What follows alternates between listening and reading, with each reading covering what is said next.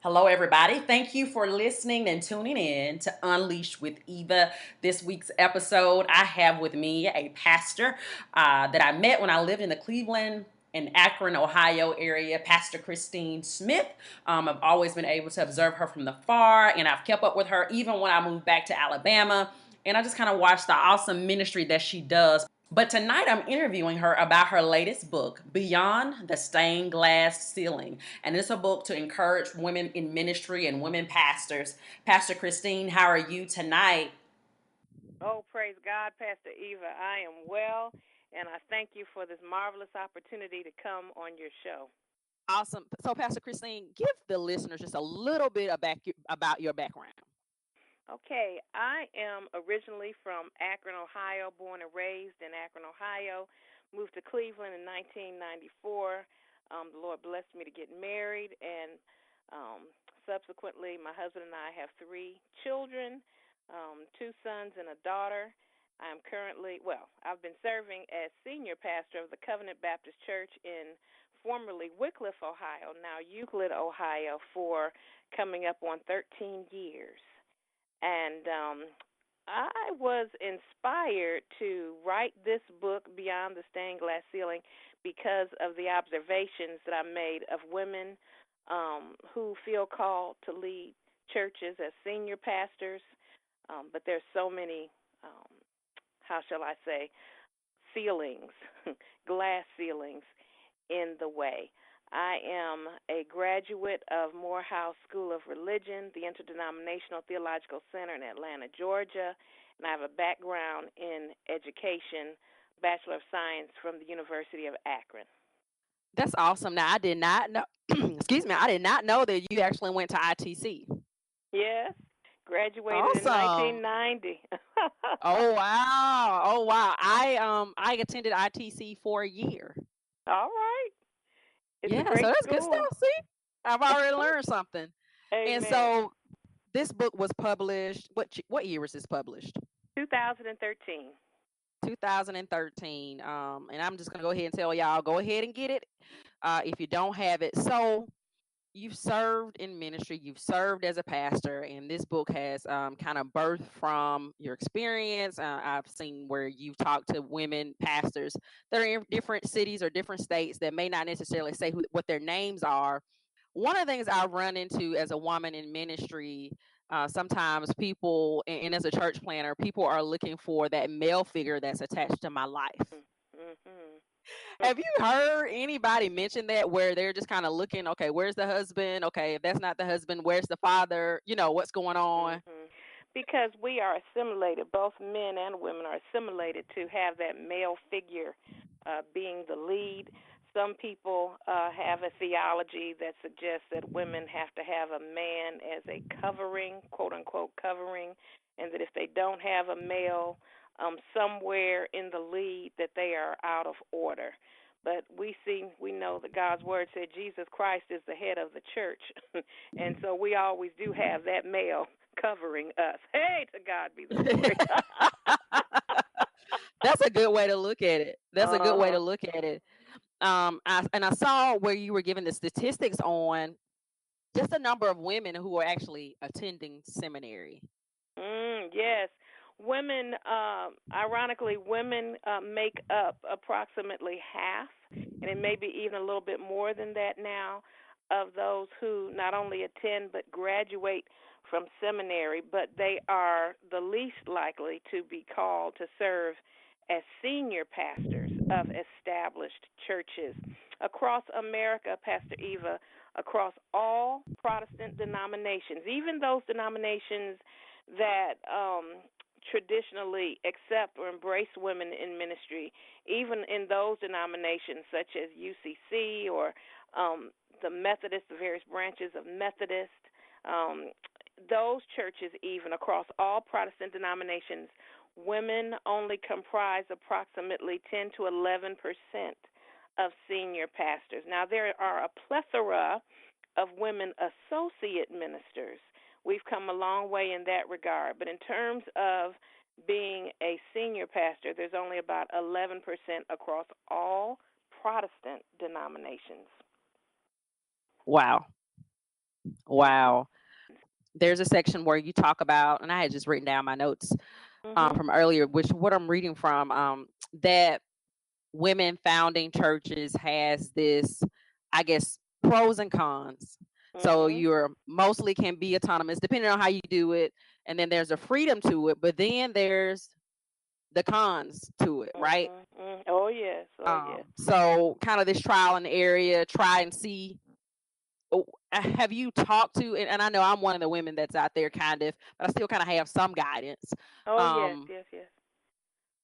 you Absolutely. know, I have. There actually are two women, um, uh, Dr. Mamie Harris Smith and um, Dr.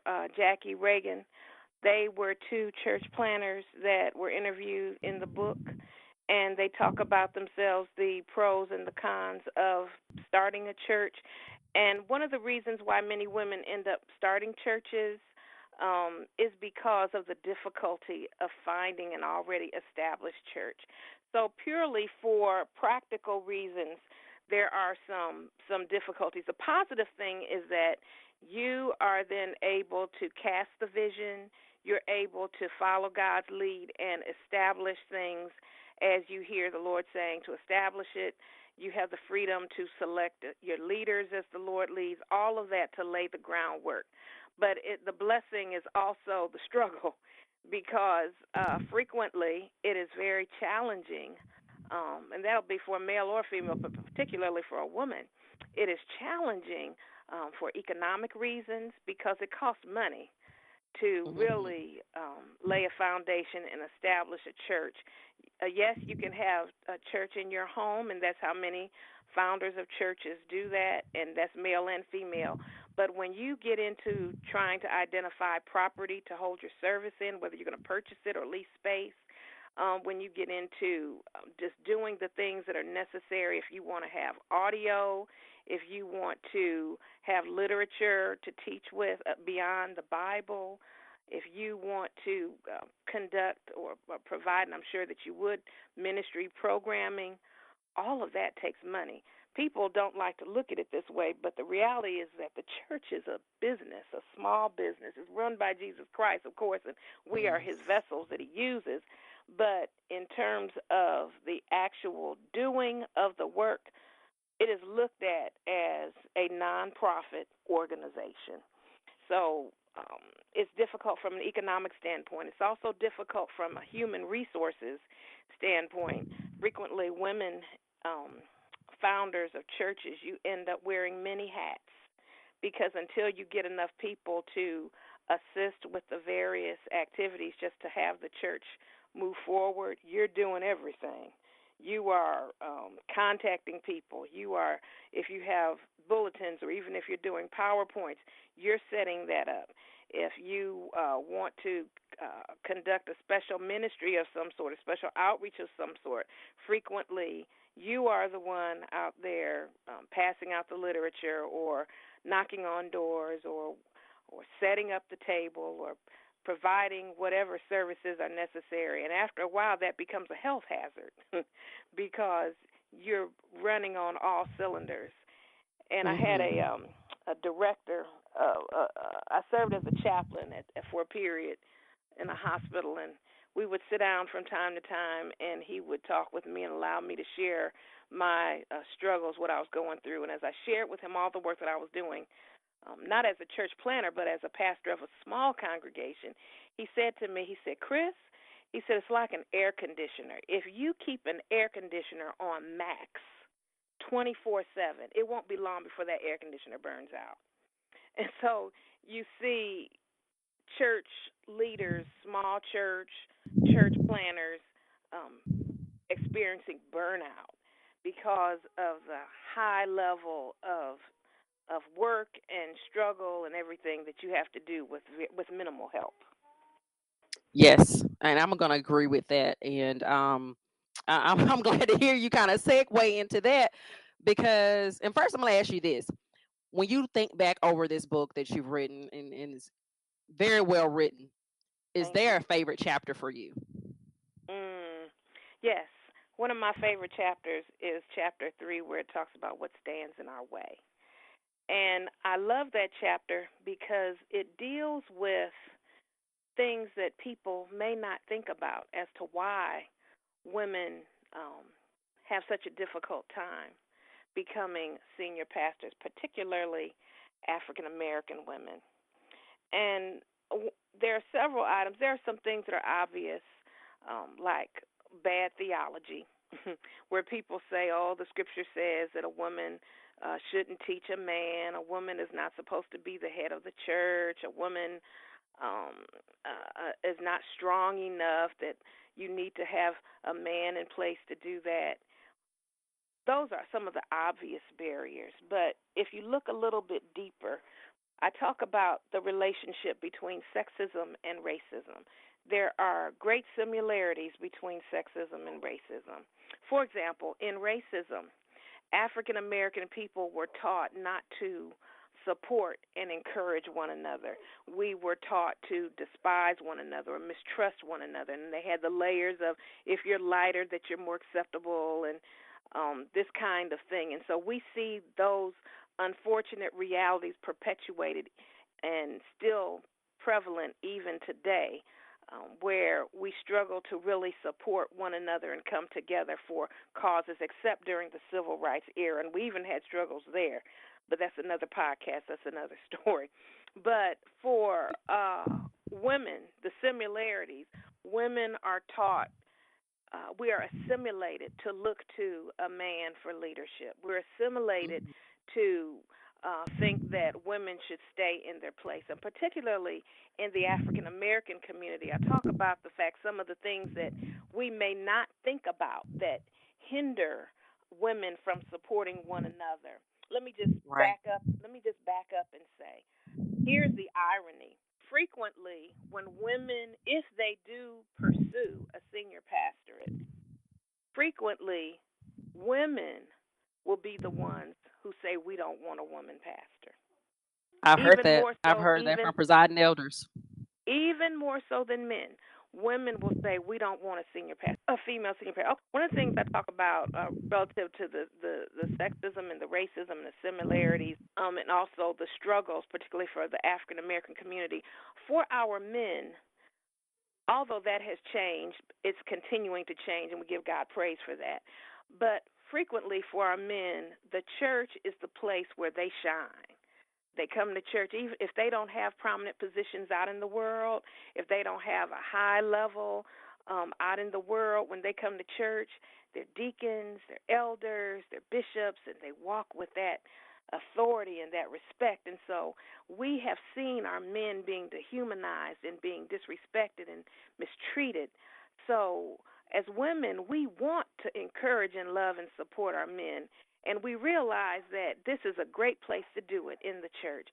So when a woman then comes up and says God has called her, for some women, they see that as usurping authority or getting in the way of trying to push and encourage and lift up our men. That's one thing. Another thing is that for some women, particularly in the African American community, the man in the church is the only man in their lives. So if they're a single mother and they have children, they look to the pastor as the man who will love and encourage and support and be an example for their children. They look to the pastor Mhm. as the man who will stand up for them at City Hall or in the community. And they look to the pastor not only for those things, but for personal satisfaction. I have heard women say they just love hearing their pastor's voice. They love hearing his voice, and particularly if he's a tall and handsome man, they love, and he doesn't have to be tall and handsome, he's just a man. They enjoy looking at him, and even if he has a wife, vicariously, thinking about things that go beyond what we talk about in the church. I think you can read between the lines, and They do so it. They they do it. they enjoy making him pies, and they enjoy him telling them, "Oh, you look so nice today," or "Oh, such and such, such." That is the only affirmation for some women from a man that they get. So if they're getting all of that from the pastor, and it's a man, they don't want to lose that. And that's what they lose when a woman steps for them. For people who feel that way, that's what they lose when a woman steps into that position. So those kinds of things Mm. that are beyond bad theology can be formidable. So you're dealing with a lot of barriers that That's can right. block that. Mhm.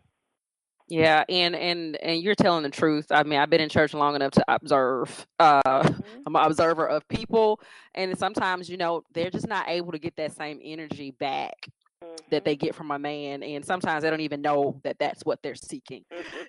I'm gonna shift to Mhm. my next question. Something I wrote.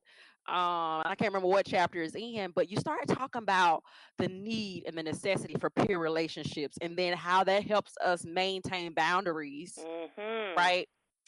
In our relationships, because as a new pastor, one thing to be an associate minister, but when you Well, step into that pastoral role, everything starts to shift, even in your personal relationships. that's Just right. talk a little bit about that, those peer relationships, and the importance of that.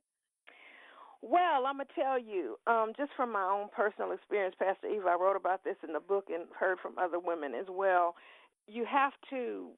It's difficult. Now we know from our clinical pastoral education, we know from our seminary training that, and that's for a male or a female, that you have to maintain boundaries. But it's more difficult, I believe, for women because there's so few of us. When there's so few of, I'm talking about in the pastoral, senior pastor. There's a plethora now of associate ministers, but there's so few female senior pastors. Right. And because the dynamic I just shared, that there are many who, when they do make it, they're not interested in reaching back and supporting. Not everybody, but there are many who will not mentor and support. So we find ourselves so hungry and thirsty for fellowship, for camaraderie, for support, that we end up making too close of a connection with those who are in the associate minister role. So, for example, you're pastoring a church and you have associate ministers, say male and female, or I'm male or female, whatever, but you have associate ministers, and you are hungry for relationship, for fellowship, and so, you know, they're right there. So they're right there to talk with, they're right there to laugh with, they're right there to maybe go out to dinner sometimes with, and Right. you think you're doing team building. And maybe you are in a way doing team building. But what happens is there's an old saying my parents used to say, familiarity breeds contempt. It's true. And so you've gone out to dinner with them. They've seen you relax, get sleepy after you've eaten. You maybe burped or whatever. You know what I'm saying? I don't mean to be graphic, but you understand. I get you. They've seen you because you have opened yourself up. So Hmm. now they begin in their own minds to say, "Oh, well, they just like me, you know, ain't none of that." So that's good and fine when you're laughing and talking and whatever else you're doing. But then when it comes time for you to step into that authority role, Right. hey, you were just out to dinner with me. Who you think? I mean, they may not say this to you, Hmm. Hmm. but they will develop a resentment like, who do you think you are telling me what to, not that you're telling people what to do, but in your role, you have the responsibility to delegate, to That's right. call to accountability, That's to right. say we need da da da da da done. And so you find yourself in this very painful, and I speak from experience, this very painful dilemma of needing camaraderie, praying and searching to find camaraderie, not finding it outside of your own ministry walls, and so you end up developing unhealthy. By unhealthy, I don't mean unholy. I don't mean that you're doing anything ungodly. That's not what I'm talking about. I am Right. literally just talking about the mundane, day to day relationships, the closeness that you develop. And as a result of that, you find difficulty then being in a supervisory role, for lack of a better term, because people have Hmm. become too comfortable with you. That's right. And I'm gonna agree. And I'm gonna just say, step into the role that I am now, doing church planting. I have had to be more intentional because I looked up, I was going to work every day and come Mhm. after church, stuff that's involved with the church plant. And Mhm. you look up and you can get so busy, doing the work, serving that Mhm. you need to do, that your personal relationships are lacking. Mhm. And Mhm. those who are like in your circle, the people you've known and trust can lack, or some of those people start migrating into your congregation, and it's like, Mhm. okay, we got to find new boundaries, Yep. Yep. Yep. and Yep. that's something that I've had to learn and actually work through, just kind of with somebody sit with that just a little bit so that I can be a healthy pastor. And these Mhm. things, you're really not going to learn them in just your average seminary class, unless you've Right. probably done some Right. pastoral care classes or done some additional CPE, or if you decided to be a Mhm. chaplain. You may learn more of these things, but and it may seem very far fetched until you Until you're actually in go it. through it. Until you're in it. Yes. That's And exactly they say, right. well, you can reestablish boundaries, you can, but sometimes you can't. Sometimes you can't. And so we live and we learn. But I Mhm. but I definitely say it is always good. My dad's my pastor, and I have the privilege of having a male figure in my life that has been so Mhm. supportive of me in ministry, that some of Mhm. these things I can talk to him about and flat out say, Dad, I missed it right here. Yes. Like, Yes. Yes. and him Yes. come back. But I've seen, and because I'm a pastor's kid, and even funnier, my mom is a pastor's kid. Mhm. There's some things I already know, but then there's some things that I would think that you would think that I just should know that I don't know, and I still have to go just sit at my pastor's feet and be like, Yes. okay, something is off. So Yeah, yeah. And you're so right, Pastor Eva. There are things that, and this is what I tell people, you never really know. I mean, you don't have to experience everything. There's some things you can learn from a distance and observe and have wisdom. But God has so fixed it, there's some things that are just experiential. Mm. And you right, really don't get it until you walk in those shoes. And so setting boundaries is critical for your health. It's critical for your health, but what is also critical for your health? And sometimes you don't have control over this, and it's just sometimes it's a thorn in the flesh. Just to be honest with you, you do not have control over um, how many people. Well, let me put it like this: sometimes you really need a close friend to discuss things with. You're very fortunate to have your dad, but everybody doesn't have that. And while you can control, you can set boundaries of who you won't let in, you can't always um, identify the persons that will be in your inner circle. I don't know how to clearly say this. In other words, they're not always there. That person that you can think of that would really be a support to you, that individual for whatever reason in this season does not exist.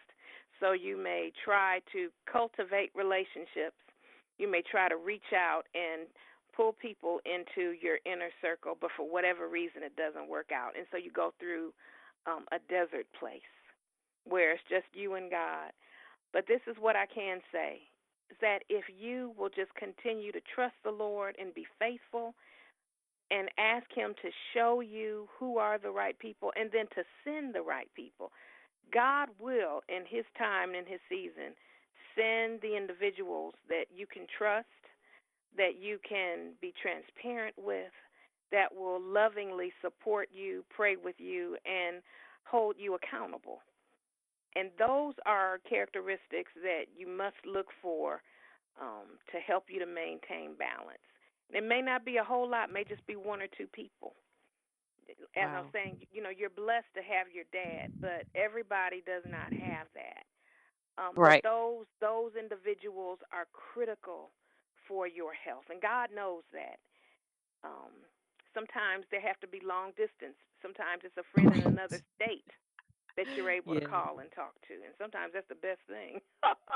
Yes, right, because the chances of them running into the people that's or showing up on a Sunday that's right. or deciding, oh, this is my church home. Mhm. That's right, So Pastor. this has been a great dialogue. I'm telling you, I am really just the season I am in. It's like just I've gained a new appreciation for some people that I've probably just been seeing in my peripheral Mhm. vision. It's like I just pay attention so much more now because of the Mhm. kind of where God has me. And Yes. I just want to be as healthy as possible, Yes. so that I help encourage a healthy environment for the congregants as well. Mhm. Mhm. Yes. So this is a great book. I want to reiterate that, and I need to sit with it some more. But before we go, are there any parting words that you want to leave about your book, about you, or to encourage women in ministry? Thank you. Well, absolutely. I One of the things that I would like to lift up is the concept of holy ambition. Holy ambition. And holy ambition is something that is not a term that is unique to me. I heard it at a conference some years ago, and I took hold to it. It blessed me so. The speaker that I heard talked about how one of the things that help hold ceilings in place for women, in other words, that prevent women from striving to go forward, is because they have this bad theology that in order to be holy or fruitful or any of that, and in order to be humble, that you have to be less than. You have to expect less. You have to strive for less. You just have to be less than. Mm. And if you desire more, like for example, I talk about the fact that women end up in general either planting churches or serving in churches that are economically depressed, that are broken and severely dysfunctional, because at that time the men have left them, and you're getting the what's barely alive. Right. And so people will frequently say to a woman, "Oh, well, you're where God would want you to be. That's the reason why you're here." And so you have women who feel like, "Okay, this is what God has for me. This is just what I'm supposed to be." But no, holy ambition says there's nothing wrong with desiring to be all that God would have you to be, desiring to reach the heights that God would have you to reach. Sometimes it is a place like that. Sometimes God has something more for you, higher for you. Right. Mhm. And there's nothing wrong with pursuing that as the Lord leads you. That's number 1. And then the last thing that I'd like to say, Pastor Eva, is that always know there's a verse of scripture in Proverbs 31 verse 18 that says, "She perceives that her merchandise is good. Her candle Mm. goeth not out by night." You've got to know that your merchandise is good. You've got to know that what God has anointed you to do, called you to be, created you to be before the foundation of the world. You got to know that what God has made in you is good.